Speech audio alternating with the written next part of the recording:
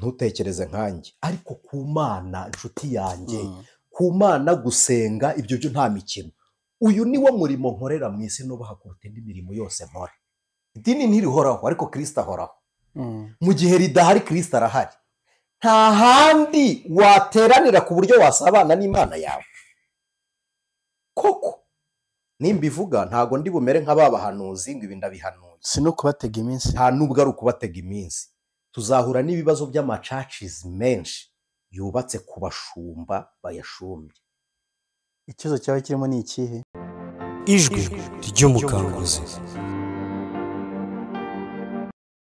Inshuti za Ijwi ry'umukanguzi, inshuti za Nkunda Gospel, mbahaye ikaze mwese, ndabakiriye kandi mbashimira cyane ko mudukurikira umunsi ku wundi. Hari haciyemo agahe rwose, nge ku giti cyanjye ntabana n'uyu mutumisha, umuntu nemera mu bw'ijambo ry'ukuri. Nibyo ko ndakamenya. Hari umuntu wambwiye ngo kamera ituma umuntu amena ibanga. Ubwo ndarimenye se? Ewe ndakwemera, ntakwemera se wakicara ntuzi ko mbicaza bake. Nishimiye kongera kwakira haciyemo agahe. Si uko twaburanye ahubwo ni uko wenda nanjye nari maze igihe hari ibiganiro ntari gukora kuri Nkunda Gospel, ariko ubu ngubu twagarutse kugira dukomeze umurimo. Abantu bakurikiye ibiganiro byacu nyine batwereke ko bari badukumbuye, batwereke ko bino bintu bibafasha. Mubirebe, mubisangize abantu, abari batarakora subscribe muyikore kugira ngo n'ubutaha ibiganiro bizabagereho, ndetse no ku Ijwi ry'umukanguzi ho nabonye mutumisha atajya kabisa ahwema, buri munsi buri kimwe ntiyabura ikintu abahereza gishyashya. Imana imuhereze umugisha wo kudatuza akagira iryo shyaka ry'ubutumwa bwiza. Wanyemera tugatangira n'isengesho? Yego. Karibu cyane. Mana Data twese uri mu ijuru, Imana y'agakiza kacu, turagushimiye watubyarishije ijambo ryawe, udukomeresha imbaraga n'imbabazi. Turangije none turemye ku bw'izina rya Kristo Yesu. Uyu mwanya tugiye kuganira na bene Data, abantu Imana yaronse ibakuye mu bise by'amaraso. Tugiye kuganira n'abantu wahamagaye ukabakura mu moko ataramwe, ukabagira ishyanga rimwe, bagacungurwa na Kristo, bakaba bari mu rwuri rumwe, umwungeri ari umwe, izina ryawe nirishimwe. Tugusabye kugira ngo ikiri ku mutima wawe Mana abe ari cyo ushyira ku mutima wacu, kugira ngo tukibwire ubwoko ushaka kuganira nabwo. Ijambo rikiza abe ari ryo uduha, ukomeretsa aryumve, urwaye aryumve, ubabaye aryumve, kugira ngo ntirize gutyo gusa. Niko amahame y'ijambo ryawe ari, keretse uwinangiye, keretse udashaka kumva, keretse utumva umuburo waryo. Ariko uwanditse yaravuze ngo ntabwo rishobora gusubirayo ridasohoje icyo waritumye yashakaga. Ndagusabye kugira ngo ijambo ryawe rihinguranye, kuko ni inkota itandukanye umusokoro n'igufwa. Mu izina rya Yesu Kristo, urwaye rimukize, ubabaye rimunezeze, buri muntu muri situwasiyo arimo, ukuboko kwiza kw'imbaraga z'Imana kumugaragarire. Tubisenze ku bwa Kristo none n'iteka ryose, umukiza wacu twiringira. Amen. Amen, amen. Ntangira ikiganiro, reka nibutsa abantu, turi buze kubigarukaho gato, ariko reka ntangire mbibutsa yuko ku itariki 29 z'ukwezi kwa 9 uko twatangiye muri stade Amahoro, stade nshya, stade twubakiwe rwose n'igihugu cyacu, stade ngari cyane ishoboye kwakira abantu barenga 40 n'ibindi. Hazaba harimo kubera igiterane cyo gushima Imana cyitwa Rwanda Shima Imana. Amen. Kigamije gushima Imana ibyo yakoreye u Rwanda muri iyi myaka 30. Ni byinshi byo kwishimira, ntabwo ndi buze kubijyamo cyane kuko ibyinshi bizavugwa kuri uwo munsi, ariko buri munyarwanda wese afite impamvu zo gushima Imana. Mbararikiye rero kuzahaboneka. Wowe wumvise iyi video cyangwa se wumvise buno butumire, unatumira abandi kugira ngo umunsi tuzabane na babandi rwose insengero zifunze. Mwumve ko yari wo mwana none wo guterana na bene so muri Kristo Yesu kugira ngo mushimire Imana. None kandi dutangira, nibutsa abantu ko Nkunda Gospel cyangwa se Nkunda Gospel Company Limited binyujije mu mashami atandukanye dutanga serivisi zitandukanye z'amafoto, iza live streaming no gukora amavideo, ndetse tunakora icyo twita social media consultants kuri wa mushaka kubyaza umusaruro zino mbuga nkoranyambaga zirimo YouTube, gufasha imbuga zawe zagize ibibazo, YouTube zazigira ibibazo, ndumva nawe rwose uri mu bantu badukonsirise kandi twaragufashije watubera uburyo bwiza umuhamya ko ba bantu baba bafite channel zibwe babizi neza rwose ko zahakinzwe cyangwa se zibwe n'abandi bantu twita abahakazi. Ni karibu uhamagara kuri 0788 48 615. Ijwi ry'umukanguzi nta kintu ufite ngo tubabamarize. Ijwi ry'umukanguzi dufite kampani twita Team Kwizera, itunganya indirimbo, amafilme, amafoto, dufotora abageni, tukabaha nomisha mukita ka highlight iryoshye cyane hanyuma dushobora no kubakodesha imodokari zitwara abageni. Ku bantu bari hanze dushobora kubaha amaparitema muraramo mwaje mu gihugu, ibyo byose. Hanyuma ibyo tukarenzaho ikintu kivuga ngo iyi Imana ishyize umugisha mu biganza byawe ujye uwurageza abandi banyamugisha. Ubahe bawugenze. Ntukemere ko ubukwe bwabavuzwe n'Imana bijya mu biganza bitejejwe, bizazamwo abafana b'ubukwe, ahubwo hazazemwo abahamya b'isezerano ry'ubukwe Imana isohoje. Mu minsi iri imbere, mu minsi yashize hari igitekerezo nagize ariko n'ubundi cyaratangiye, urakinyibukije nanze kubivuga, ariko ubwo nyine iki ni cyo gihe cyo kugira ngo mbivuge. Tubinyirije mu kigo kimwe nkorana nacyo cyangwa se nkorera, ntari buze kuvuga izina ryacyo, ariko ku bantu bazaba interested babimenye ko ku muntu cyane cyane nk'abadiaspora batari mu Rwanda ashaka gutegura ubukwe bwe adahari, tumufasha from scratch, kuva kuri zero kabisa ibintu byose. N'ibyo bivuga bya photography tukamushakira umufotographe mwiza, tukaza muri Team Kwizera highlight ibintu byose, uwakaza n'umugabo we cyangwa se n'imiryango ye, ibintu byose biteguye biri tayari. Umuntu rero wumva ari interested, nomero nizo navuze rwose. Umuntu ushaka Team Kwizera aca kuri nomero, aca kuri nimero ya 078 025 5 5 5. ni ukuvuga ngo ni 078 0 2 indi mibare usigaye ushyireho 5 kugeza ubwo yuzuye. 078 02 indi mibare yashyireho 5 kugeza imibare yuzuye, kugeza ubwo imibare yuzuye. Iyo nomero iroroshye cyane, ntekereza nta muntu utayifashe. Asante. Kano kantu ko kwamamaza gahaguma kubamo kugira ngo none baduhereze n'akazi, dutungwe. Aya niyo mahema yacu. Mutumishe siyo mahema yacu. None se igitangaje ni uburyo ushobora gusengera umuntu agakora mariage haguha ibiraka byo muri ubwo bukwe kandi waramusengera. Twebwe tumuhaye ubukwe, tumuhesheje n'umugisha wabwo, sibyo? Ariko noneho umugisha wo muri ubwo bukwe ahamagaye abafana bawo, asize abahamya bawo.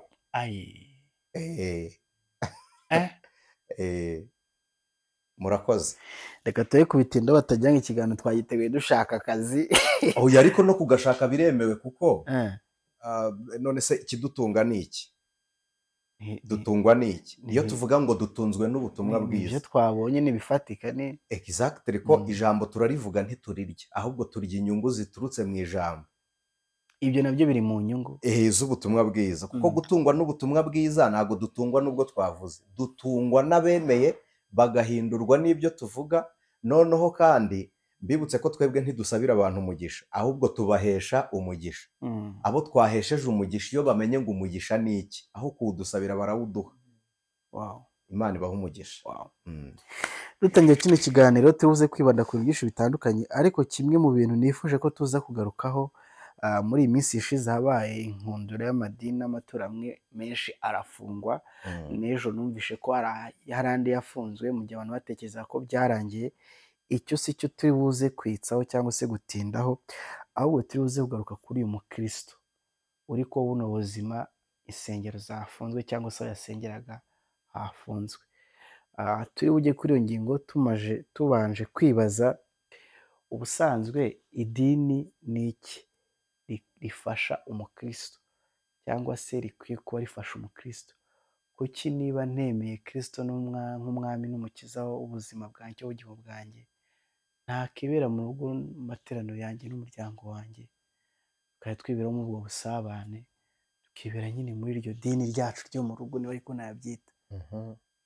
cyane ko ari naho hitorero ry'ibanze, nk'umuryango niryo torero ry'ibanze. Hanyuma iyo tuvuga idini, hari abantu bavuga ngo urusengero ni mu mutima. Nibyo, ni nayo nzu y'Imana. Imana yadekara iravuga ati muri insengero, imibiri yanyu ni insengero. nta ruhimbi rubamo, nta yorodani ihari. Nujya ku bya yorodani byo biraba ikindi kiganiro, kuko tuzi umuntu wabonye ijoro atabatijwe. Ariko kandi hari umukristo ushobora kuza kubwira yuko iyo yorodani ishobora kuza kuba idakenewe cyane. mumbwira umuntu uzi wabonye ijoro atabatijwe. tuba turi kuvuga kiriya gisambo cyariboneye ku musaraba, bavuga ngo ko gishobora kuba cyaranaryemeje. noneho uyu nawe ushaka kuribona adakijijwe, nawe najye kubambwa atabatijwe, nawe najye guhurira na Yesu Gorigota. kuki bisubizanyije uburakari? ntabwo ari uburakari. nuko hari ibintu abakristo bafata bakabifatiraho urugero, kandi bo batagerwa aho urwo rugero rwagereye. kankoresha icyo kinyarwanda. icyo ni nacyo cyumvikanye neza. ngenda cyumvise. urakoze cyane. ni ukuvuga ngo kwigerera cya gisambo kiri ku musaraba, kandi wowe si huri. ntabwo ari huri. urumva? kandi noneho umubatizo ubundi ni iki? umubatizo ntabwo ari amazi, umubatizo ni uguhamya.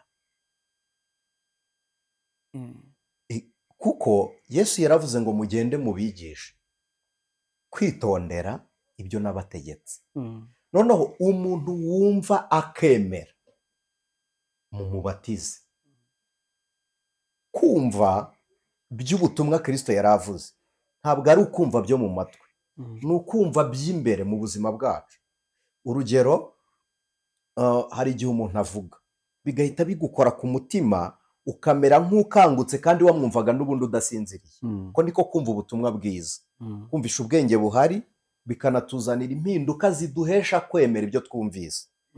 yaravuze ngo mumubatize mu izina rya Data wa twese, n'iry'Umwana n'iry'Umwuka wera.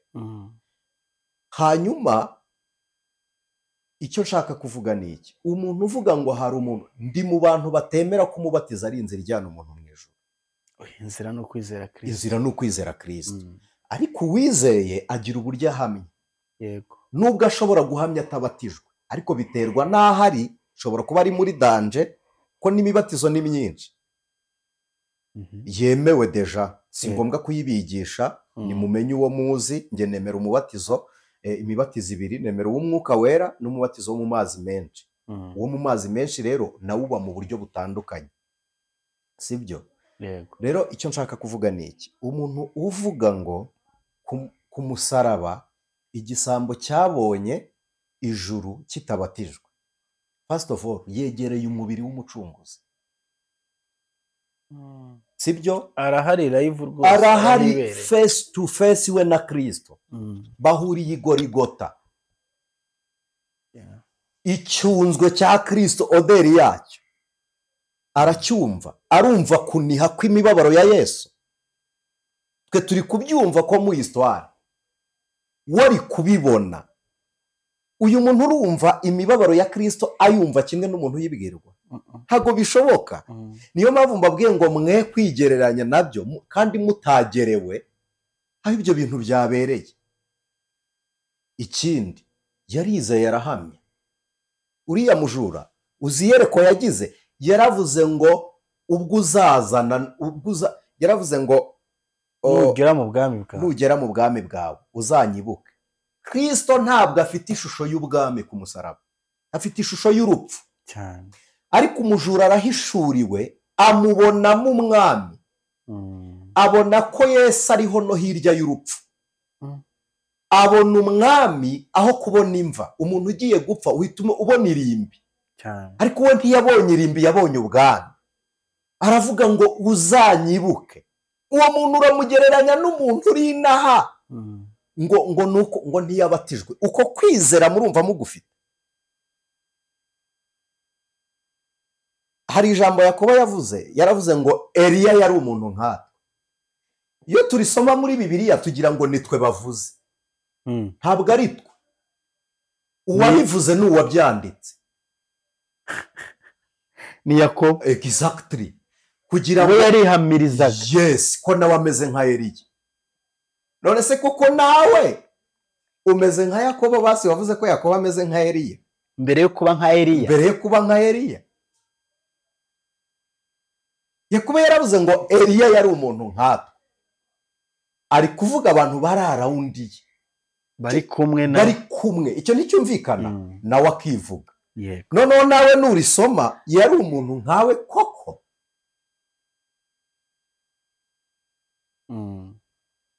Ni ikibazo. Murakoze. Niyo mpamvu urugero udasa narwo si wowe rwagerewe. Rero ntabwo ari uburakari narisubizanyije, ahubwo ndagira ngo mubyumvire kure mu mbaraga nyinshi zabyo. Warubajije ngo idini ritumariye iki? First of all, idini ni umuryango abizera bahuriramo. Icyo ni icya mbere. Noneho kugira ngo nkurikizeho icya kabiri, uwo muryango urakenewe cyangwa ntukenewe? Byaterwa n'ibigiye kuwukorerwamo n'icyo ugiye gufasha. Kuko hari imiryango tuzi myinshi. Aho uri kugora imyumvire nk'umunyamakuru. Oroshya tubanze turebe. Umuryango, yego, nk'ihuriro ry'abizera urakenewe. Yego. Cya kabiri, mu rusengero tuhakorera ya mirimo twari tumaze kuvuga ngo hari abagiye batabatijwe, turahabatiriza. Mu rusengero barahashyingirirwa. Nta muntu urashyingirirwa mu itorero ryo mu mutima. Mu rusengero haba korari, mu mutima wawe habamo indirimbo, ariko ntihabamo bene so muririmbana. Cya kabiri, umuntu wihebye ari umwe, iyo aguye abyutswa n'umwegereye. Kandi akenshi Bobo, ibyo wibaza ku byo wizera n'ibyagucogoza ku byo wizera, la majorite abantu benshi babisangiye na famiye babarizwamo, ku buryo bashobora gutakaza ibyiringiro muri bo bakaba badakeneranye, ahubwo bakeneye umuntu w'inyuma y'urugo rugo. Iyo duhuriye rero, iyo miryango yose ihuriye mu rusengero, ni ihumure ryiza ry'uko hari abandi bene data bizera nk'uko twizera. Icya kabiri, tubumvamo ibyiringiro n'ihishurirwa ritaba iwacu mu rugo. Ingo zose ntago zihishurirwa, nta nubwo zerekwa. Ingo zose ntago zihimba indirimbo, ingo zose ntizinazi gusoma Bibiliya. Ariko iyo duhuriye mu idini, duhuza za mpano zose. Urumva icyo idini rikora? Hahuriramo impano zose z'imihamagaro itari umwe. Imana yahamagaye abantu ngo bayikorere. Noneho wa muntu wagiye mu idini, za mpano zose iyo zikoreshejwe neza zungukira Imana kubw'inyungu ya wa muntu wageze muri rya dini. Niyo mpamvu idini rikenewe 100%. Nituza gukoresha idini gusa ntituze kuba tubogamye, cyangwa byose biza kuba bibumbiwe hamwe, idini itorero byose ubundi iyo tuvuga idini abantu batwumve muri context y'itorero. Kuko amadini yose ntabwo abamo impano z'Imana. Ubundi idini ni iki? Idini ni imigenzo, amahame n'amategeko. Hanyuma itorero ni ukuri n'umwuka. Itorero ubwo ni rimwe, amadini yo ni menshi. Amadini ni menshi, itorero ni rimwe. Ku itorero ni Ikinyarwanda. Rega ntago ari ibiba mu rusengero gusa, ngira ngo muzi ko hari n'itorero ry'igihugu. Itorero ribamo abitwa intore. Intore zituruka ku gutorana. N'itorero rya Kristo rero ni abatoranyijwe, ko ijambo ry'Imana riratubwira ngo abo namenye kera narabahamagayemo, ntabagaye narabatsindishirije, kandi abo natsindishirije nabahaye ubwiza. Abo bafite ubwiza bwa Kristo muri bo rero nibo bitwa itorero, ariko ryo ntirigira ofisi inaha. Itorero riba mu idini, nubwo idini ryo ritaba mu itorero. Bose byashoboka biti? Cyangwa ikibazo cya kimwe cyaba ari iki? Itorero ni ukuvuga ngo mu madini ataramwe harimo abageni ba Kristo. bihuye n'aya mvugo se ngo nta torero rizabura umugeni cyangwa nta Si dini icyo mvuze, rizabura ntabwo umugeni. njyewe ariko mbyemera. Idini ritagira umukwe ntirizabona umugeni, ni uko mbyemera, kuko bazishyingirwa se nta mukwe nta mugeni. Iritemera umukwe ntirizanashyingira. Yego. Urakoze cyane. Noneho tubonye uwo mumaro w'idini cyangwa se w'itorero, wenda kujya tuze gukoresha izo mvugo ebyiri abantu basanzwe bazi banumva. Noneho idini rifite ya nshingano cyangwa se wa mumaro wo kuza kuba umuryango no kuza kubaha ahantu umuntu azana impano ye n'iki, bagahuriza hamwe za mpano zikaba zafasha umuntu umwe mu bundi buryo. Riza guhinduka ikibazo kuri ba bantu gute? Kuri bande? Kuri ba banyetorero na ba idini rihinduka ikibazo? Yego. Ubwo ugira ngo impamvu ndi kubivuga gutyo ni uko hari imvugo zitandukanye zigaragaza abantu bagiye ya miryango, ko babyise umuryango, ubwo nibyo zina ndi bukomeze gukoresha, ivuga ngo idini. Arega no mu mategeko niko bandika. Burya idini ryitwa umuryango. Niko no mu mategeko y'igihugu cyacu bandika. Ni imiryango itegamiye kuri leta cyangwa se imiryango y'imyizerere runaka, ku myizerere runaka. Noneho ya miryango, ba bantu, ya miryango itandukanye bahuriye muri ba bizera, ba banyamadini, ba bandi bari mu idini, baza bigenda bite kugira ngo baze bwa buryohe butakare cyangwa bwa buryohe buburi? Ntabwo ndabutakaza. Uri kumbaza nkaho ndibuze kuvugira abantu batakaje uburyohe muri wa muryango, kandi njye ntabwo nshaririwe. Ahubwo hari uwahuye n'ikibazo, turebe impamvu cyaje. Kuko numbaza gutyo ndaba mvuze nk'umuntu wabuze uburyohe muri uwo muryango, kandi njye ntabwo ariyo sayidi ndiho. Ndi mu bantu banejejwe n'uko nkufite, ntabwo ndasharirirwa n'uko uhari. Kuko mfite uburenganzira bwo kuwubamo no kuwuvamo.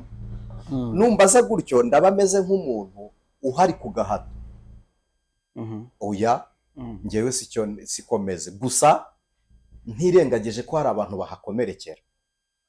Ubundi ahantu hahuriye abantu benshi, idini, reka mbyite nko muri irijansi, uraza guhita unyumva nka dogiteri. Hari abantu bakomeretse mu mitima, kuko mu idini, amadini ni isanamitima. Icyo turacyemera nabo ko ni muri resitorasiyo baresitora imitima. Hari abantu bafite amarangamutima yakomeretse, hari abantu bafite imibereho ikomeretse, hari abantu bafite bakeneye abandi, ariko noneho mu buryo bwo kwizera, mu buryo bari bubizereremo, bakeneye ihumure ryo kwizera. Ihumure ryo kwizera ntabwo ari iry'ibihe biriho, ni ukumenya ngo Imana yanshyizeho yagennye iki, nayiboneraho iki. Niyo mpamvu burya abantu bakenera kumenya ibizaba, ni ukugira ngo bagire ihumure, nibura banesha aho bari none, batsinde situwasiyo barimo, bamenye ko hari indi nziza izaza. Noneho bakajya gushaka abantu bababera ihumure muri ubwo buryo bw'imyizerere. Muririmbyi yaravuze ngo ntabwo namenya ibiri imbere, bizwi na Yesu. Rero iyo wizereye muri ba bantu, hari uburyo uza ushaka kumumenya mwihumure, kandi nawe ari gutegerejemo. Ukaza ukomeretse nawe akomeretse. Ni ukuvuga ngo njye nawe dufite ibisebe mu mugongo, nkakwiyegamiza nawe ukanyiyegamiza, dutonekarira rimwe twese. Tubabara bitewe n'urugero njyewe ndezisitamo. Nshobora gutaka bitewe n'uburyo ndezisita, kimwe nuko nshobora kurira sintake, buri muntu agataka mu buryo bwe. Ibibazo biba mu madini bituruka ku bantu bayarimo batazi kansaringi, batanazi. Kuko njyewe uyu mwanya mbona ikibazo cy'idini muri Afurika, mpite ngaruka mu Rwanda, rifite ni rimwe. Ni uko twashatse kuyobora abantu tujyana mu ijuru, tutazi ngo ibirenge bagendesha muri iyi nzira bimugaye bingana biti, cyangwa bifite ibikomere bingana bite ku buryo aho banyura. bari sitabure gukandagiraho. Ko umuririmbyi yaravuze ngo nyura mu misozi hanyura mu mataba, aho hose niko harushya umutima. First of all, umuntu uyobora umuntu agomba kubanza kureba ngo uyu mutima urushye urimo ibyiringiro cyangwa ni amaganya. Cya kabiri, uyu muntu turi kujyana arakandagira cyangwa ibirenge nshaka ko akandagiza byaramugaye, mbanze mwomora inguma. Noneho twe tukabategeka kugenda tutazi haba amaguru yabo ameze. Niyo mpamvu dushaka gukorana n'abantu nk'abanyembaraga kandi baje ari abanyantege nkeya badushakamo imbaraga. Icyo gihe rero iyo umwirukankije arakomereka kandi wowe si icyo ushaka gukora, ahubwo ntiwamenya icyo ubanza. Kwiruka yakwiruka ariko amaguru yameze ati. Icyo kintu mucyumve. Nimvuga amaguru mwumve umutima, mwumve uru rugendo. Muririmbyi yaravuze ngo uru rugendo rwo mu butayu uzarangira, zinjira muri Kanani yanjye maze nduhuke, nzogera ku cyo yavuze, nzogera naho yambwiye, kuko Imana atari umuntu ngo ibeshye. Yumva ko iyi ndirimbo idufashije, ariko harimo amaganya y'ikibazo umuntu afitanye n'undi, kuko Imana atari umuntu ngo igire gute, ngo ibeshye. harimo ikibazo cy'uko afite umuntu wamubeshye. Sibyo? Noneho nzagera muri Kanani maze nduhuke. Urumva ko uyu muntu uri kugenda afite imiruho. Urakoze cyane. Noneho ngomba kumenya ngo uyu muntu urushye ndamwirukansa bingana ku muvuduko wuhe ngereranyije n'umuruho, kuko uba ari umugenzi, ibyo ni umugenzi. Ariko yikoreye bingana iki? Urugero, iyo uzi ibibazo by'abantu sitandari biriho umenya uko ubayobora. Yego. Kanguha urugero rw'abantu bakora ubwikorezi. Imodokari y'imizigo ntabwo igendera muri vitensi nk'imodokari y'urugendo. Imodokari itwaye gutyo igendera ku muvuduko bitewe n'ibyo yikoreye. Urakoze cyane, n'ibyo yikoreye. Kandi umushoferi utwaye imodokari igenda gahoro kuko ipakiye yashobora no gutwara yiruka iri vide. Ni nabyo akunda. Iyo ivatiri inyuze ku ikamyo akenshi nubwo atari yo papasi y'umushoferi, umushoferi w'ikamyo akora jene sirikirasiyo ya buri gihe. Niyo mpamvu usanga abatwara amamodokari mato turi gushaka kudepansa umushoferi w'ikamyo. Hari n'abatwima inzira, uti ba witonze imbere ni habi, wari kuhareba arapakiye. Wasoza yabona imbere habaye heza akagushyiriramo itara ndangacyerekezo ry'uko ugomba gutambuka, ariko we ntiyiruke nk'uko wiruka kuko afite umuzigo. Umupolisi, umuyobozi w'iki kinyabiziga mu muhanda, nshobora kumanuka ndapakiye akagira atya akambwira ngo parika ku ruhande. Aho baparika imodoka itapakiye siho baparika imodokari ipakiye. Njye nshobora guferina bintunguye, ariko imodokari ipakiye ishobora guferina kontineri igahita ifunguka buri kazi gakubita kabine, shoferi akabigenderamo. Iyo ni impamvu z'umutwaro wikoreye. Kugira ngo rero tuyobore aba bantu ntibakomereke, tugomba kumenya ibibazo bafite. Yazanywe n'iki? Of course arizera, niyo mpamvu yaje. Ariko nubwo yizera Kristo, yaje kumushakaho iki? Hari ibintu ujya wumva mu nsengero bacira abantu imanza. Njye ndabyemera ko n'abagiye kureba Yesu bose ntibari bagiye gukizwa. Na Zakayo ntabwo yarazanywe n'agakiza, yarazanywe no kureba uwo muntu ukora ibitangaza. Ahageze aramubwira ngo ururuka ndarari wawe, aharaye ajya yakizwa. Ntabwo Zakayo yakijijwe aje kureba Yesu, yakijijwe ahubwo Yesu yarayiwe. Umuntu wese ashobora kuza aje kwivuza indwara, Yesu ni umukiza. Umuntu ashobora kuza aje kumva icyo Imana ivuga, arabyemerewe kuko Imana iravuga. Ashobora kuza aje kureba imirimo y'Imana kuko ibereyeho gufasha abatizera. Yagera mu idini ya mirimo bitewe n'uburyo yayibonyemo akizera. agahinduka. Abayobozi b'amadini bakamenya uburyo bamuyobora. Icya kabiri rero nsoza gituma abantu bakomerekera mu idini ni ukutamenya intego ya viziyoneri w'iryo dini. Noneho mugashaka ngo neretswe ngo Imana yambwiye, yakubwiye ariko njye mfite viziyo yanjye. Ngo reka mbabwire ngo uburyo umurimo w'Imana ukorwa, niko umurimo w'Imana ukorwa ariko muri viziyo yanjye. Ugasanga abantu bari kugongana ngo uyu ngo ntabyemera ibi, ngo ibi ntabyumva, ngo ibi ntabizi nyine kuko ntabwo ariyo papasi. Ushobora kumbwira ngo nyura hano hari inzira ya hafi, ariko njye nshaka kunyura kure kuko hariyo umuntu nshaka. Reka nyobore nyine ngende bitewe n'aho ndi kujya. Yego. Sibyo? Hari abantu rero bakomerekera mu madini batazi ko basabye rifuti mu modoka y'abandi.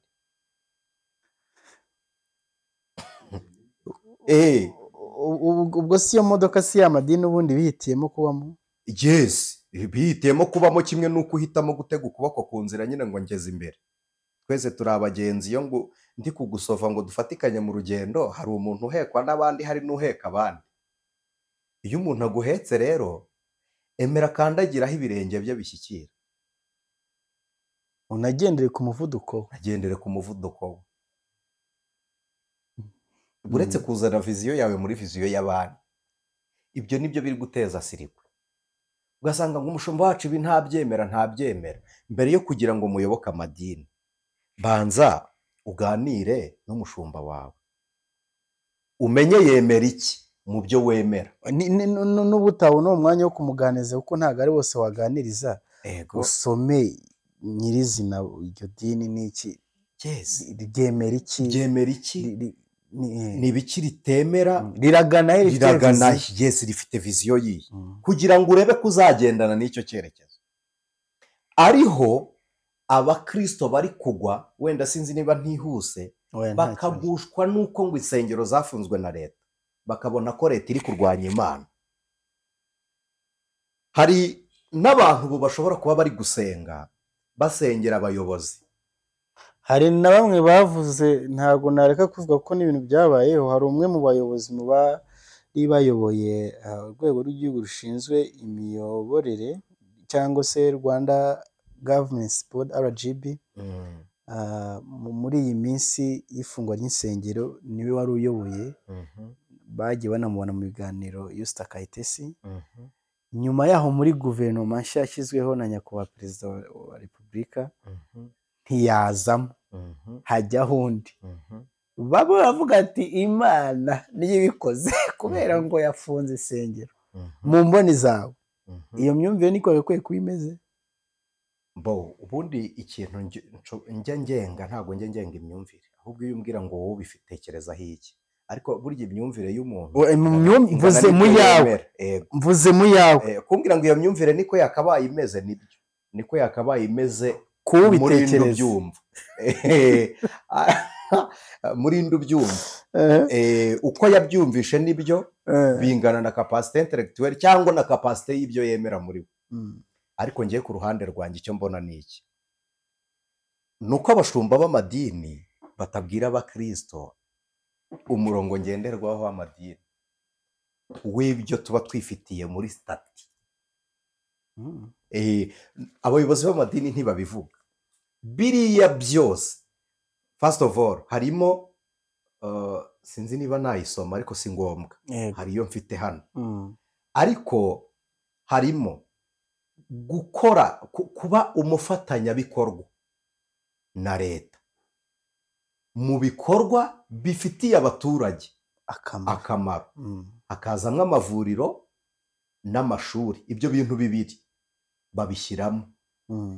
Niyo mpamvu ujya ubona rimwe na rimwe amadini atanga mitiweli, bagafatasha abantu mu bwisungane mu kwivuza. Ntabwo ari igikorwa cy'urukundo, mumbabarire kubyita gutyo, ahubwo ni igikorwa cy'inshingano. Urakoze. Ahubwo amadini atabikora, ibyo mwiyemeje ntimwabisohoje, kuko muri abafatanya bikorwa, niko bitwa, sibyo? Cya kabiri, uzareba abantu benshi iyo bamaze kugera muri iyo myanya basabye berekana ibyo bazakora, ariko iyo bamaze kugera muri iyo myanya ntiberekana ngo twakoze ibi, berekana ngo twageze kuri ibi. Ntuye mu nzu nziza, bana banjye biga ahantu heza, sibyo, ngenda mu modokari iryoshye, mfite viza, amahanga ndayazenguruka. Kandi ibyo bintu byose uri guprezanta ntabwo biri mu by'ibyo wagezeho, by'ibyo wagezeho wowe, ntibiri mu mihigo yawe na leta, y'ibyo wiyemeje y'ibyo ugitangira. wiyemeje Utangira. uzageza ku gihugu. Ni ukuvuga ngo ibyo wari gukorera igihugu wabyikoreye wenyine kandi bivuye mu mbaraga z'abanyagihugu. Reka mbibutse ko ituro ry'ishimwe ritanzwe n'umunyarwanda riba rivuye mu maboko y'umunyarwanda, nubwo rivuye ku mutima ukunda Imana, ariko ni ubushobozi bw'umunyarwanda bugiye ku mufuka cyangwa mu giseke cy'idini runaka, sibyo? Noneho bwa bushobozi n'ubukoramo taransiporo yambuka umugabane ijya mu wundi, ni igisobanuro cy'uko ntacyo umariye igihugu. Sinzi niba muri kunyumva muri kontekste ndi kuvugamo. Ntacyo umariye igihugu. Cya kabiri, abana bawe bize aheza, ariko hari abandi batari kwiga kuko hari imihigo utesheje. Nyamara abawe bari kwiga kuko bamwe wari warageneye ibikorwa by'iterambere, barakwitabye ariko iterambere ntibaribonye, niyo mpamvu riri ku gace kamwe, ryizingiye ahantu hamwe. Kuko ubundi isura riburira iki? Wararibujije abandi gute ahubwo utarifite kandi iryo wahawe wari guha abandi wararibitse gute ridahari? Niyo mpamvu usanga baravuga ngo leta itubujije gusenga. Ntabwo yabishobora. Mu bintu leta yashobora ntibirimo. Ntabwo batubuza gusenga kuko ntabwo bashyira n'umupolisi wanjye, banamushyize iwanjye ntibamushyira no ku mutima, ariko bashobora kutubuza guteraniraho wa muntu yaje gusabira uburenganzira ntiyuzuza amategeko. Ntabwo rero babangamiye kudasenga, ahubwo babangamiye umuntu utarashyize mu bikorwa imihigo yagiranye na leta mu gihe imuha uburenganzira bwo kurema wa muryango.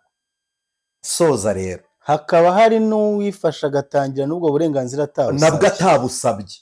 Hakaba rega n'uwatangiye yarabusabye ariko yaratanze ruswa, nawe agatangirira ahatemewe.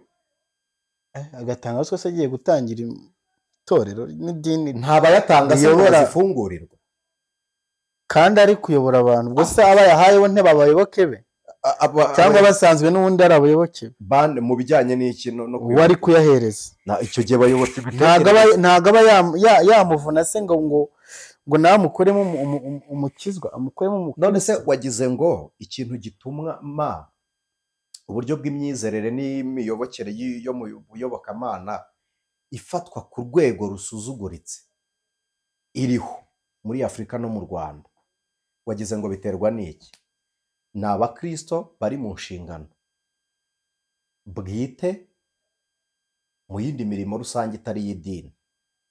Kabiri, ni abapasitori bari mu mirimo yindi itari y'idini, baba mu nama zishyira mu bikorwa imyanzuro mibi bahuje n'abandi, abo ntibagaragaze nk'abatwaramucyo, ntibigaragaze nk'abakristo cyangwa nk'abambasaderi muri iriya myanzuro yo gufata. None se niba mu idini hari ikintu abakristo mugomba kumva,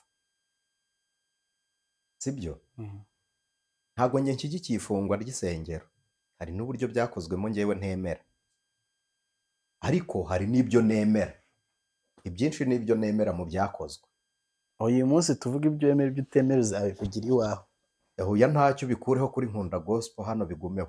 Arega humwe cyaha ni gatozi. Ariko haryo uba wantije platform. Urumva muri iyi minsi hari abasore nabonye kuri X kuko bari kurekarama yuko wenda hariho n'ibyo baba batazi, kuko ntabwo twese mu mashuri twiga ntabwo haba harimo amategeko. Rero bisaba kwigengesera mu byo tuvuga no mu byo dutambutsa, kuko ko dufite ibindi bituyobora nk'uko uri kuvuga ibyo wabwirijwe na Bibiliya ari nayo ituyobora, ariko hari n'andi mategeko ushobora kurenga nk'uko, kuko rero tutazi ibyo uri kuba nabigize icyaha. Ni byiza ko ibyo ntemera ntibisobanuye ko nabigize icyaha, ariko niyo byaba cyo, kandi hari n'ibintu tuzamenyeshwa nuko twishe ibindi. Yes, hari ibyo ntazi nzamenya ndi guhanwa cyangwa guhugurwa. Ikintu ngewe Aniseti nirinda, ibyo bikure muri Nkunda Gospel, ibintu ngewe nirinda gukora amakosa nkana nyazi, ariko sinjya nirinda gukosa kuko nshobora gukosa ntazi ko nkosheje.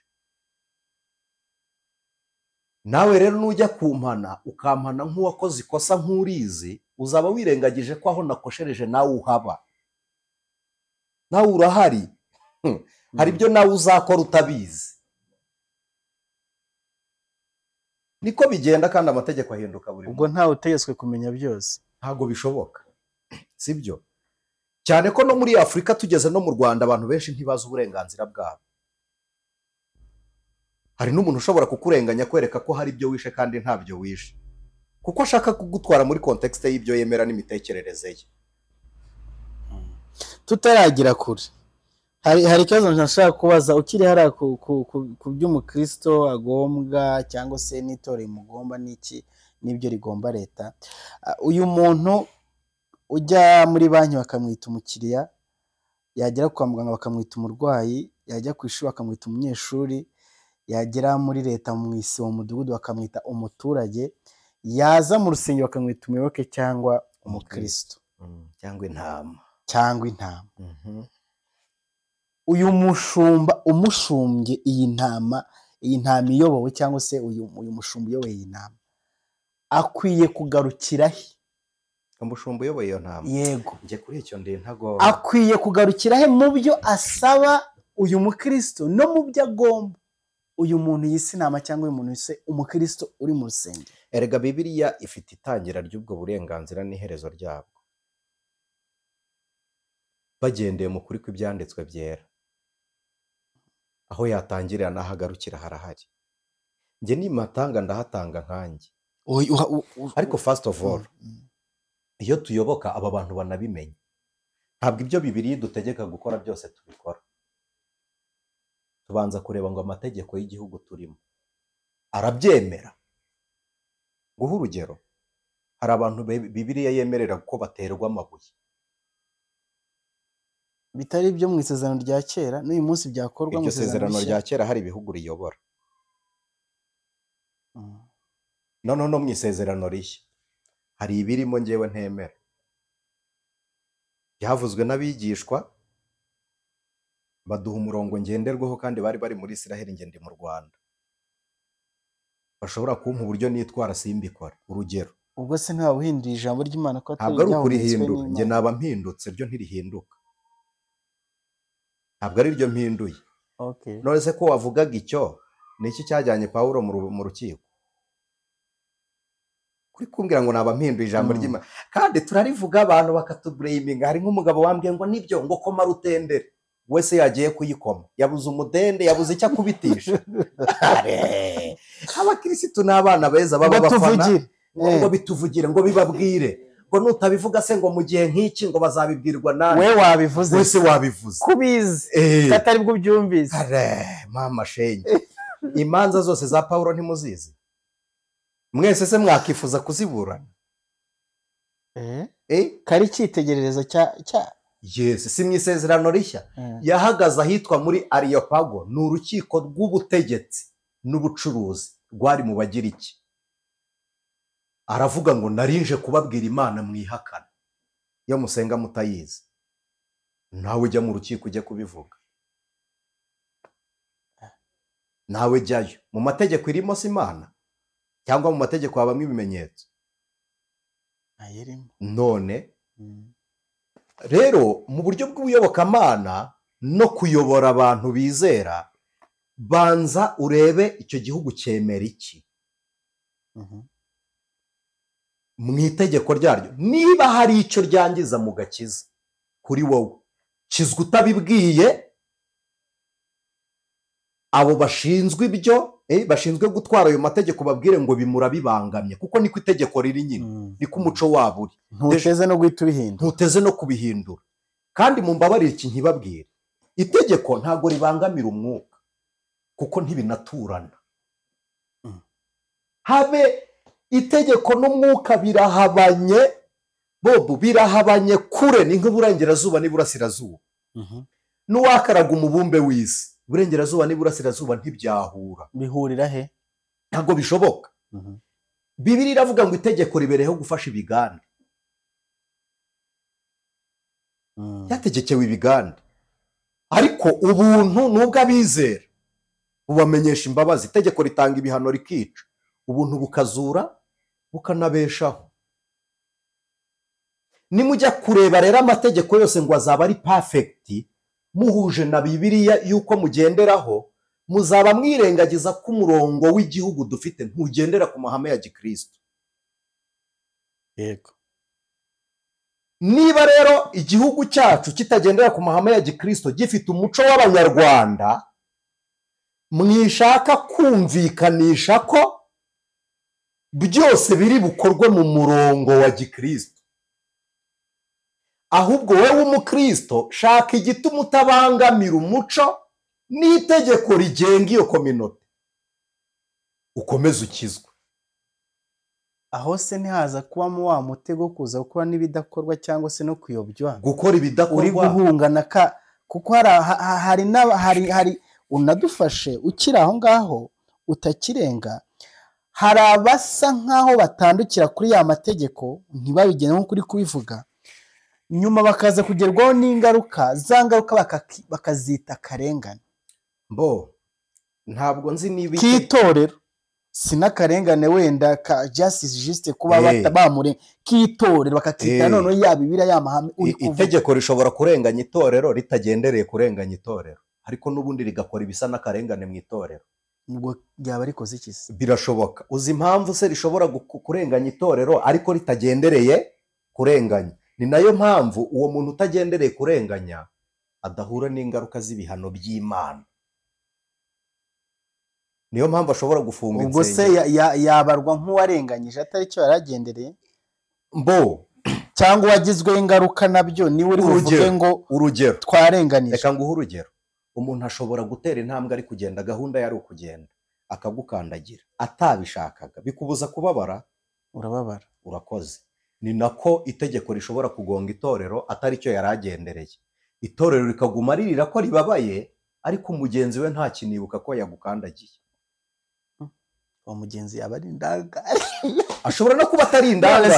uwo muntu urangaye ku rwego agukandagira ntanaguhe pora agakomeza akagenda. birashoboka ko umuntu ashobora kugukandagira ntabyumve, kimwe n'uko umuntu yanagukandagira abigendereye. ugukandagira abigendereye ikirenge cye cyakandagiye mu rubibi rw'abandi kizabibazwa. ariko utabigendereye, Imana igaruka gusa na wa muntu ikamubwira ngo humura, kandi wa muntu wagukandagiye atagambiriye kugukandagira ntagibwaho n'urubanza. we gahunda ye yari ukugenda. ibi bintu ndabivuga nk'umukristo, aniseti sinihohora, nta n'ingaruka ntinya kugeraho kubwo kwemera Yesu. ariko kandi byaba biteye isoni kuba bizera badakunda igihugu, tugafata igihugu nk'amakosa tutanatekereje ku ruhande. ese wowe uri umukristo ukaba mu nshingano, uyu muntu arimo, reka tunavuge ngo ntakijijwe, we wabigenza gute? ntabwo mubona ko hari ahantu amatorero arengera? kuki se ntatekereza ko ubwo wa muntu utanemera utanizera ibyo nizera ari gukoresha za mbaraga afite mu nyungu ze zo kugira ngo bishobora kutaba mu nyungu ze, bikaba mu nyungu rusange zo kurengera rya tegeko kubw'umuco n'umurongo ngenderwaho w'igihugu. kuko bibaye ibyo dufite abakristo mu nzego runaka bakandagira abantu, njye nimushaka muzanabambaze, bakandagira abantu bagendereye ko atari abakristo. dufite n'abandi mu yandi madini bakandagira abantu batagendereye ko baba muri ayo madini. erega uru Rwanda tuzi aho rwavuye, mwebwe ntimubizi. haje ivanguramoko ririho mu Rwanda, aho ryatugejeje murahabona, sibyo? hari n'izindi ntambara mwebwe mutigeze mumenya, amateka abantu batajya bakunda kutubwira, z'irondakarere nazo zagiye zibaho. Noneho hakaba n'intambara z'imyemerere. Waba ubizi ko amadini yagize uruhare mu gucamo ibice abantu, kugeza ubwo nizera nkaba mbujijwe kuza mu rugo rwawe uri petit frere, wanashyingira ubukwe bwawe simbuze. yes, hari itegeko. Uyu munsi reka turebe editorial line yacu mu Rwanda ni leta y'ubumwe bw'abanyarwanda, sibyo? Niba ari ubumwe, wowe ugendereye iki mu kumbwira ngo nintaha buriya bukwe sinzagaruke kubana namwe? Aho uri kumwe nanjye mu murongo, turi kumwe mu itorero, mu idini, muri rya dini. ariko se noneho tugaruke mu gihugu urwo rusengero rwubatsemo, kandi uri kunjyana mu mubiri, uri kunjyana mu mubiri. noneho rero izo nsengero nazo nimuzubake mu mwuka.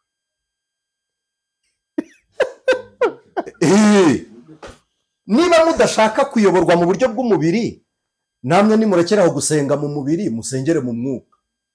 Ngabo nibo data ashaka kuba izo nsengero ntimuzigire, noneho mwibabazwa nuko bazisenye urw'umwuka ntarwo bakozeho. Nimugumemo. Nimugumemo. Iki kiganiro nuko numva tugitangiriye hejuru, dukwiriye gukora ikiganiro abakristo bakabanza kumenya ngo igihugu kiyoborwa n'iki, n'ayahe mategeko, gifite iyihe ntumbero, viziyo yacu ni iyihe.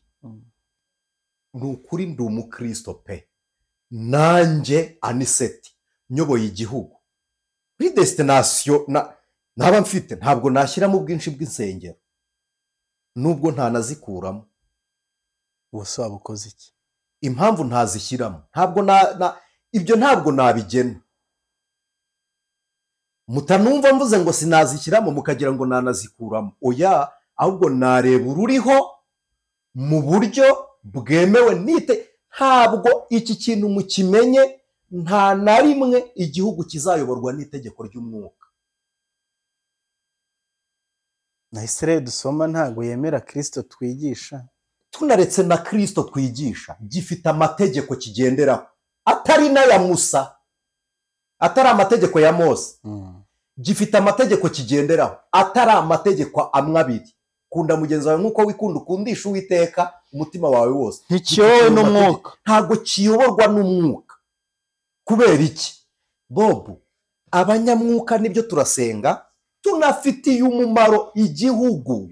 We know that. Twe turabizi. Bob, turabizi, tuzi icyo turi cyo ku gihugu. Murabyerekana se? Icyo turi cyo? Yego. Keretse bibonwe n'abatareba, n'abadashaka kubireba. Ariko abantu b'umwuka bari mu murongo nyawo, hari n'ibibazo biza mu mubiri byorohejwe n'imbaraga z'amasengesho, bikagaragara mu mubiri. Abo mu mubiri bakabikemuza imbaraga nkeya, kuko mu buryo bw'umwuka abanyamasengesho nabo barwanye. Kandi iyo ntambara ibaho no mu buryo bw'umubiri, iyo ntambara irahari. Hari abantu babanza kurwanya intambara yo gusenya imitekerereze y'abantu. Iyo mitekerereze ushobora kuyisenya uganiriza umuntu. Niba ushobora kuganiriza umuntu ukamwinspira, ushobora no kumusengera ya mitekerereze yigahinduka. Yego. Urakoze. Ibyo no mu mubiri ni ibintu biri normal. Noneho ikindi, sinzi niba ntari kurengera, ntaza kujya inyuma y'intego yawe, kugira ngo wenda kuko wamaze gusaba ko byazajya ikiganiro cyabyo. Icyo twizeye gukora dusa nkaho tubikomoza, ariko ntitwabijyamo cyane, ariko twemera abantu ko tuzabigarukaho kubera kino kintu cyabayemo. Ariko tukiri kuri kino kintu, ko nari navuze nemeye n'undi abantu ko ndibuze kubigarukaho, cyo mu kino kintu tuze kubigarukaho. Ndifuza kubaza kwa kundi wankosoye ukambwira ngo uko bitekereza, yego, mu mboni zawe, ubona hari inyungu abakristo bamwe bagiriye mu ifungwa ry'izi nsengero? Sinshobora kubyita inyungu. Ubundi inyungu ituruka ku kintu cyabaye ubigambiriye cyangwa ubigizemo uruhare. ushobora no kuza ari nk'amahirwe y'ikintu kibaye icyo ugasanga wakita ya amahirwe mahirwe njye uyungukiyemo. nta kintu na kimwe kijya kinyungukira ntashoye. Ibyo ubona byose nibyo wavunikiye, inyungu zose ngira ni umusaruro wa za mvune kuko zawe. sinshobora kumenya inyungu ntabanje kumenya igishoro. Nicyo, ariko nshobora kubona amahirwe ikintu kikaza hari amahirwe abakristo bagiriye, bamwe bagiriye mu gufungwa kw'izi nsengero, yaba ari nka 2% kuruta uko babihombeyemo. Ku rwanjye ruhande nuko nasubiza, ariko noneho ahubwo dushobora kwibaza ngo abafungiwe insengero hari andi mahirwe bafite yo kuba babona uburyo bwo gusenga. ahubwo ni ikibazo cya kabiri cyane kugikurikira, ariko nyine wakibajije uragikomerezaho ku mukristo wagize ibyo byago byo gufungirwa urusengero ndetse na wa mushumba. Wongereho impamvu bishobora kwitwa ibyago, wongereho ngo urusengero rutazongera kubaho. Icyo cyo twaba tugiye kugera ku kindi kibazo turuze gusorezaho kizishobora no gusenga. Tube turaho kuzafunzwe kuri mukristo wafungiwe urusengero. Nuhe mwifato mu gihe rwa rusengero rwe rugifunzwe? Arega abakristo ntibahumuke, ntabwo ariho ifatiro ryo kwizera. Ishingiro ryo kwizera kwacu ni Kristo. Twibuke ko dutangira ikiganiro bamaze kudusobanurira umumaro wa rya dini cyo rwa rusengero. Utangiye kunyumvira muri mpakanye. Watwumvishije ko ari wa muryango turi buhuriremo. None ngukosore nka Salomo yaravuze ngo usubiza bakimubwira arahubuka. Niko Salomo yavuze. Nanjye ntega amatwi nkubwire, yaranavuze ngo ntukihutire gusezera. Icyo nshaka kuvuga ni aho usengera ntabwo ari ryo fatiro ry'agakiza. Ifatiro ibanze ari nawo umusozo w'agakiza ni Kristo. Eske insengero zose zizera zikemera nk'uko wemera zavuyeho ku buryo urwawe basenye rutumye utazongera kubona uko usenga? Zose zavuyeho. Niba hari ahandi bemera Yesu nk'umwami n'umukiza, hari abantu banatwumva bakadusubiza bakandika komenti batarasoza ikiganiro cyangwa batumvisha urugero umuntu yatanze. Ntabwo insengero zose zemera nk'uko wemera, ntabwo zose zifunze. Aho ntihazongera kubaho ikintu ujye gusengera ahandi bemera nk'uko wemera. Bene so baracyahari, insengero zirahari, imuka ujya ahandi. Uretse n'isengero hari n'imigezi yakamye itazongera gutemba, hari n'amasoko atazongera kududubiza, arahari.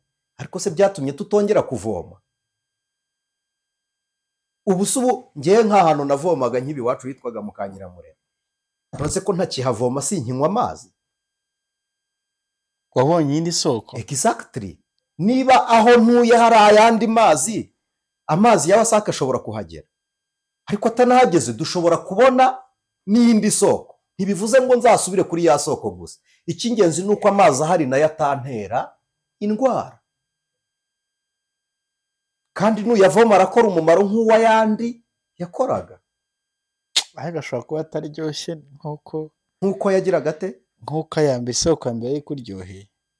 Amazi aryoha bitewe n'ururimi rw'uwayanyweye, kimwe n'uko ushobora kuyamenyera nayo akazakuryohera. Ubwo twategereza ukazamenyera iyo soko nshyashya uri kunywera. Amazi yose ntaryoha kimwe, amasoko yose ntaryoha kimwe, n'abashumba bose ntibabwiriza kimwe. Ariko kandi ushobora kuba ugize ibyago by'umushumba wawe wajya gukubwiriza, utazongera kukubwiriza atakikuyoboye, naho ugiye ashobora kutazahafata ijambo. Ariko tekereza ubundi se apfuye ntiwakongera gusenga? Umushumba apfuye ntiwakongera gusenga? Rega ubundi hari ibibazo amatorero yo mu Rwanda agiye kuzahura nabyo amenshi. Nimbivuga ntago ndi bumere nk'ababahanuzi ngo ibi ndabihanuye, si no kubatega iminsi, nta nubwo ari ukubatega iminsi. Tuzahura n'ibibazo by'amacacizi menshi yubatse ku bashumba bayashumbye. Ikibazo cyaba kirimo ni ikihe? Ni uko abo bashumba igihe cy'intege nkeya zabo ni nako gucogora kw'iryo torero. Kandi abashumba nabo bubatse kuri Kristo. Okay. ubwo baba barubatse abakirisito nabi kuri bo. rero nibafate ba bakirisito aho kugira babubakeho, nabo bubake kuri kirisito. yego. urakoze. Dusoza, hari ikintu wari uzanyemo cya ba bandi noneho cyangwa se za nsengero ya madini iki ashobora kuvaho burundu bitewe na atazongera kubaho. atazongera kubaho, nabo abantu uri babwire bajye gushaka ya soko yindi baza kunyweraho. yego cyane rwose. Ubwo ninde uzashobora kumwomora icyo gikomere? kiki gutakaza idini wasengeragamo nabyo ni igikomere. Gutakaza umuryango, tureke kubyita idini. ntabwo umuryango watakaye. none se Bobo, uzi ko abantu bahindura karitsiye ariko ntibahindure umuryango? Ariko ntibagendera rimwe. ariko ntabwo uba uhinduye umuryango. ntabwo uba uhinduye umuryango. ikindi cya kabiri, nawe wakiremamo umuryango. ikindi, twabonye ko itorero riri mu idini ariko idini ritari mu itorero. aho wajya hose ni mu muryango. kubizera ubu nabyo ni ugukomereka. umuntu wakomeretse cyane atonekara buri mwanya, ariko mu by'ukuri ntabwo ari ugukomereka, reka tubyite gutonekara. umuntu utonekajwe n'icyo huhaho birashira, nahuheho birashira. mu by'ukuri umuntu wumva ko atakongera gusenga kuko aho yasengeraga hadahari, yaba adafite agaciro k'Imana yacu ihoraho. idini ntirihoraho ariko Kristo ahoraho. mu gihe ridahari Kristo arahari. nta handi wateranira ku buryo wasabana n'Imana yawe koko ntibikabe ko hadahari, kuko Imana yashyize inzugi zifunguye imbere y'abizera kugira ngo duhure twaturirane impamvu z'ibyiringiro byacu. ubwo wa wundi noneho wacitse intege ku rwego yumva naho hadahari, yumva acitse intege nta n'ahandi ari bujye, ntabwo yari umukristo. yari yubatse ku rufatiro rw'inkingi z'urusengero rwasenyutse, ahubwo nahindure ashyire urufatiro rwe kuri Kristo. ahindure cyangwa akizwe? nahindure. ubwo se yari akijijwe? ari ukwemera agakiza ariko umuntu atarahabwa impinduka zako. ariko wahindura ugafata impinduka. ubundi abantu bose bo mu isi bose barakijijwe, ariko bose ntabwo barakira impinduka zizanwa n'agakiza. bose Kristo yabakirije rimwe. nazo wagize ngo Kristo azongera gutanga agakiza ko Imana yatanze karahagije. abari mu isi yose barakijijwe? isi yose irakijijwe, ahubwo yose isi yose irakijijwe, ariko yose ntifite impinduka z'agakiza. none se gukizwa ubyita iki? gukizwa nese wakizwa utatuye? isi yose yaratuye se? wakizwa utagize gute? utatuye. ariko uzi ko munsetsa, uzi ko ushaka kumbwira ko agakiza kazanwe n'ibyo mukora? none se wakizwa ahubwo se utumvise? ahubwo wakwatura nta gakiza kabaho? isi yose yarumvise. Bob, tuganire twitonze gato. oya we uritonda, noneho nanjye ngende ukomeze winjyana mu guruka noneho nyumuze kumpa umwanya nitonde. natuje kugira ngo wari utuje. ubundi agakiza twagahawe rimwe muri Kristo Yesu. umunsi twakizwaga n'urupfu rwa Kristo. Bibiliya iravuga ngo yatanze Kristo, yamutambye rimwe ngo bibe bihagije iteka ryose.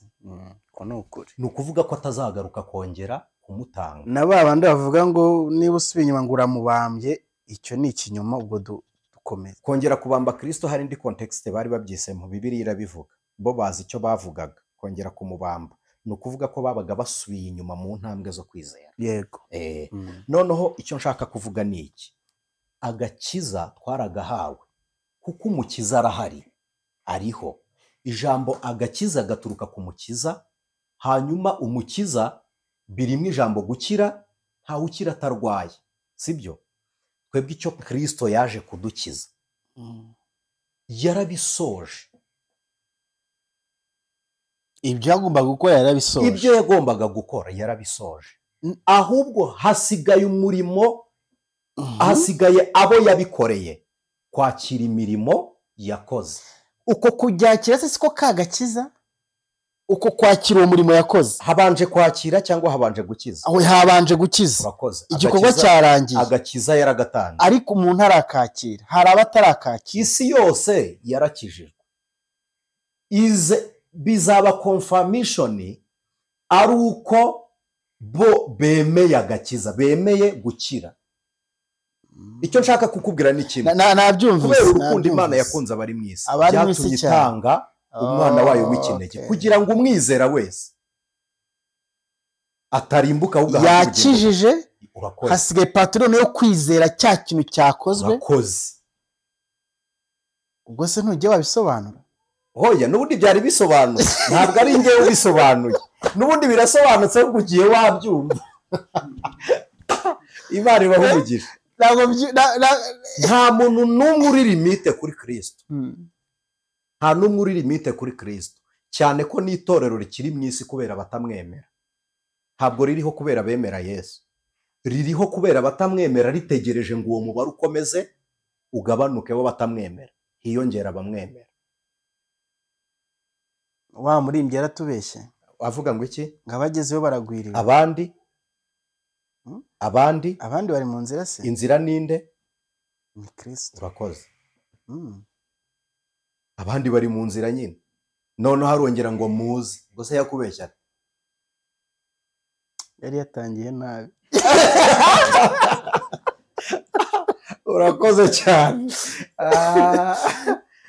Mutubishe, ikiganiro cyari cyiza, ariko unyemerere numvishamo topic nyinshi cyane, kandi rwose nkurikije na gahunda zihari na gahunda ufite ndetse n'umwanya uhari, nyemerera tutanakigira kirekire cyane ngo kibe ari byo nyamuna by'amasaha 3. Ntibaze wenda niba abantu dukurikiye tuba tutabagoye kubafata amasaha 3 bicaye imbere y'amasikirini yabo.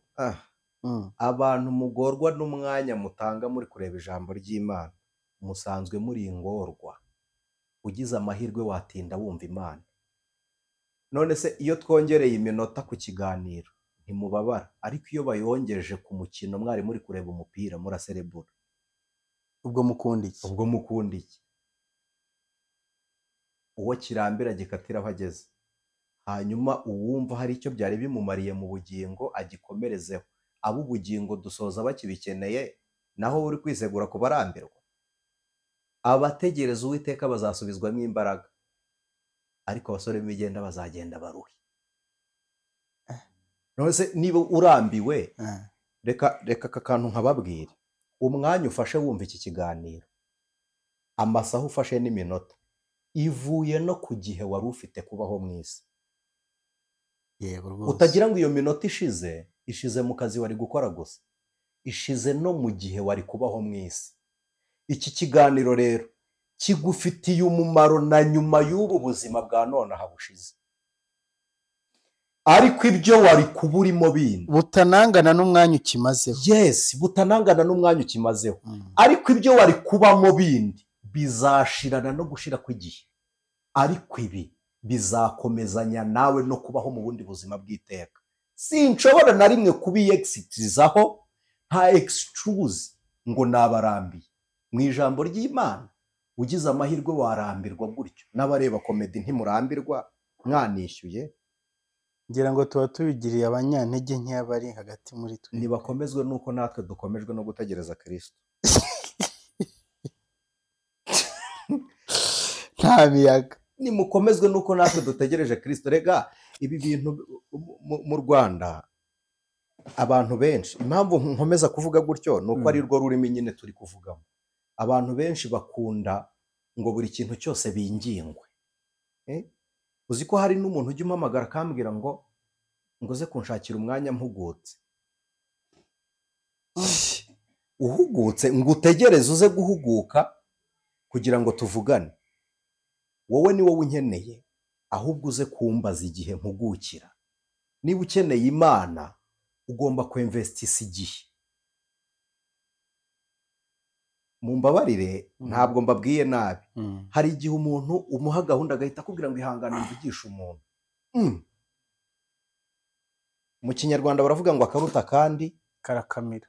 ubwo rero ako kamize umwanya niko kari kanini, aho kugira ngo mpfushe umwanya ubusa mbwira Imana abantu batayumva batanabishaka batayifitiye umwanya, namara umwanya nkina agapira n'abana Imana yampaye nkayishimira ko bahari. Yes, umuntu utazubaha Imana nubaha nta mwanya mugirira. Uwo uri we wese utubaha Kristo nubaha nta mwanya ngufitiye. Udafitiye Imana igihe nanjye ntacyo mugirira. Utigomwa ku bwa Kristo nanjye sinzigomwa ku bwe. urabizi ko abantu bakwita intagondwa? I'm used to it. urabimenyereye? Yego. urabyemera? Mbo biterwa n'icyo nabayeho intagondwa.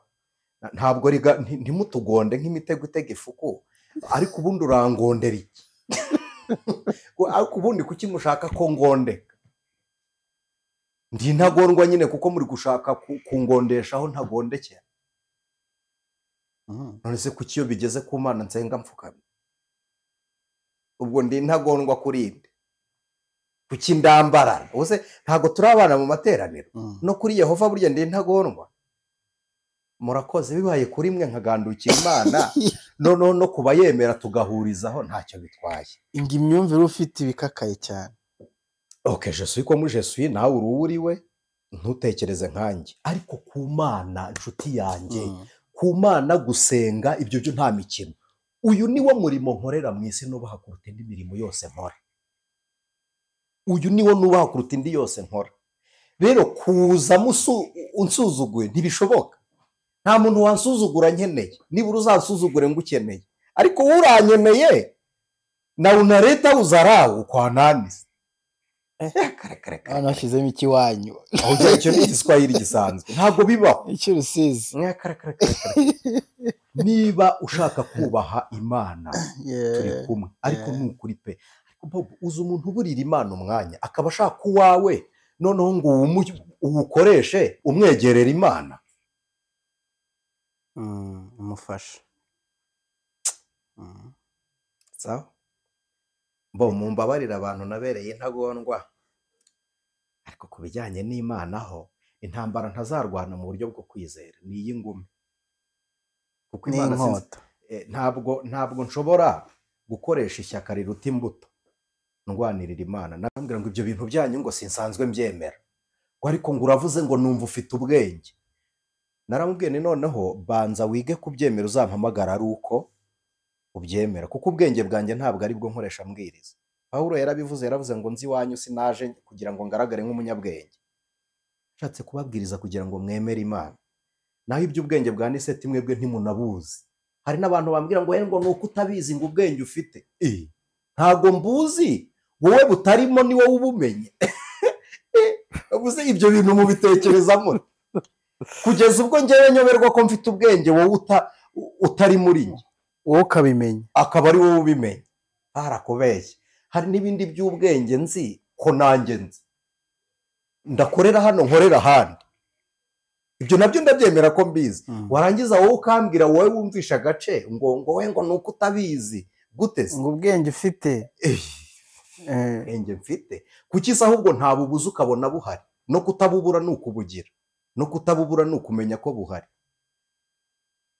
Uko buhari. Kandi abantu bagiye kujyaho urihimbaje uriyemeye first of all kugira ngo utere intambwe ugende nuko wemera ko wahagarara.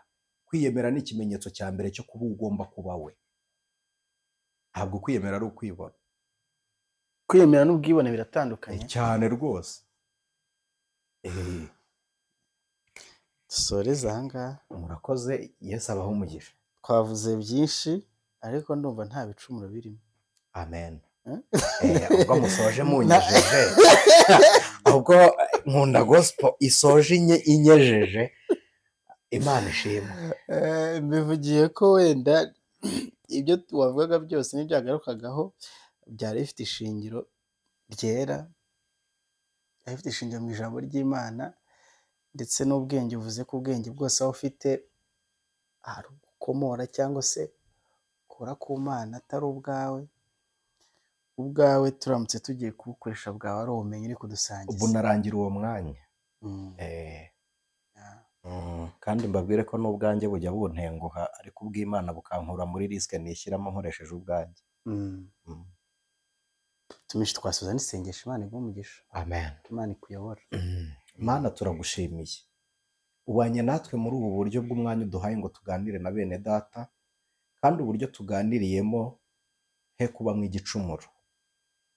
Imyumvire y'abantu batwumvishe ntize gukurashinga, ntigire iyo mpanuka, ahubwo wowe ubayobore kugera ku mwuzuro w'igihagararo gishyitse cya Kristo. Abakristo batakaje urusengero ntibatakaje Imana basengaga. Abakristo batakaje idini ntabwo batakaje impamvu yo kwizera kwabo, iracyariho, kuko Kristo aducungura iryo dini ryatakaye ntiryari rihari. N'umunsi wo kuza kw'impanda ntazarihamagara mu izina, ahubwo azahamagara izina ry'abizeye. Ubwo ritazandikwa mu gitabo cy'ubugingo, reka izina ry'uzandikwa ntiricogore none ku bw'izo mpamvu z'intege nkeya z'umubiri n'ibibereye inaha. Ndagusabye ukomeze abari batentebutse, bacogoye babyutswe n'Imana, bananiwe bafatwe mu biganza n'Uwiteka umushoboza wa bose. Tubisenze ku bwa Kristo none n'iteka ryose. Amen. Amen. Ijwi ry'umukanguzi.